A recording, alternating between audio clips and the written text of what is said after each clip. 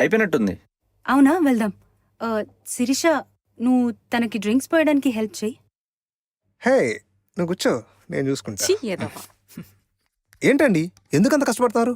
నేను ఉన్నాం కదా, ఇలా ఇవ్వండి. అయ్యో ఇట్స్ ఓకే, పర్లేదు, నేను పోస్తా. ఇలా ఇవ్వండి, పర్లేదు.